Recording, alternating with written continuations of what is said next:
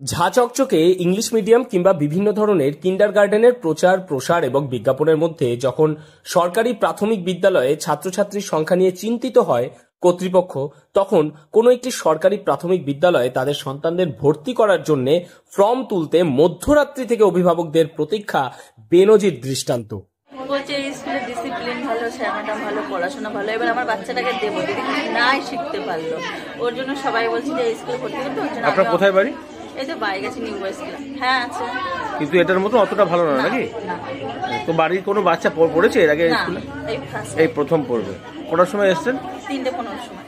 3:15। কতগুলো ফর্ম দেবে জানেন? 75টা। আচ্ছা, তো এখন পর্যন্ত কতগুলো লাইন হয়েছে মোটামুটি একটা আন্দাজে? 50 জন হয়ে তো গেছে। আচ্ছা, তাহলে কি নিশ্চিত পাবেন তো ফর্ম? হ্যাঁ অবশ্যই। তাহলেও ভোর রাত্রে আসার কি কারণ ছিল?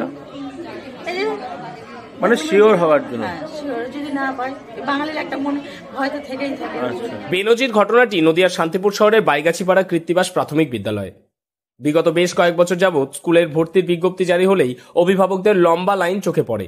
এক্ষেত্রে এদিন সকাল 11টায় ফর্ম দেওয়ার কথা থাকলেও তার আগের দিন মধ্যরাত্রি থেকে প্রবল এই ঠান্ডার মধ্যেও স্কুলের বারান্দায় অভিভাবকরা প্রতীক্ষায় রয়েছেন।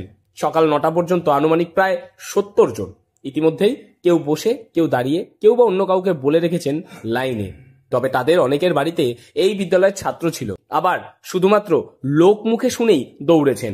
তবে প্রত্যেকের নিজ নিজ এলাকাতেই রয়েছে সরকারি প্রাথমিক বিদ্যালয়। পরিকাঠামোগতভাবে একই সুবিধা থাকলেও তাদের কথা অনুযায়ী এখানকার শিক্ষক শিক্ষিকাদের আন্তরিক প্রচেষ্টা অনেক বেশি। কেউ জানাচ্ছেন স্কুলে বিভিন্ন পালনীয় দিন কিংবা পড়াশোনা বাদেও বিভিন্ন সাংস্কৃতিক অনুশীলন করানো হয়। এবার এখানে বলতে পারেন আশেপাশে 3-4টি স্কুল আছে, 1 কিলোমিটার মধ্যে 3-4টি স্কুল।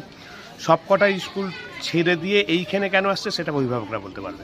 মানে পরিকাঠামোর দিক থেকে বা সুযোগ সুবিধার দিক থেকে পশ্চিমবঙ্গের সব প্রাথমিক বিদ্যালয় এক।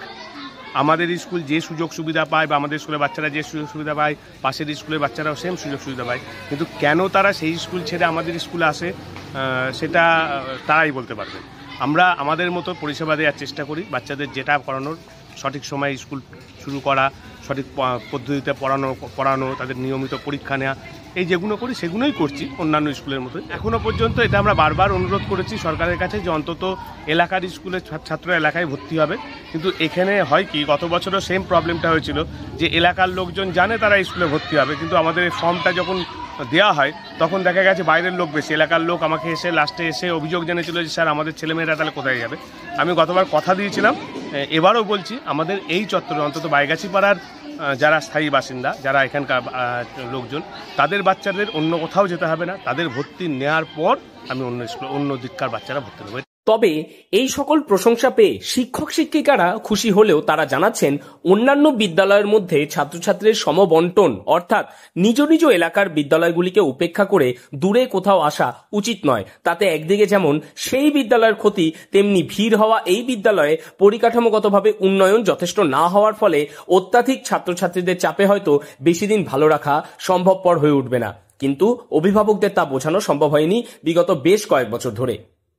তাই আজকের এই সুখ্যাতি হয়তো আগামীতে নষ্ট হয়ে যেতে পারে। অন্যদিকে অভিভাবকদের কেউ জোর করে ফিরিয়ে দেওয়া যাচ্ছে না, তাই উভয় সংকটে পড়েছেন তারা। তবে নিজ নিজ এলাকায় ছাত্রছাত্রীরা ভর্তি হোক, এই রকমই নিয়ম আনার হয়তো সময় এসেছে বলেই মনে করছেন বিদ্যালয় কর্তৃপক্ষরাও।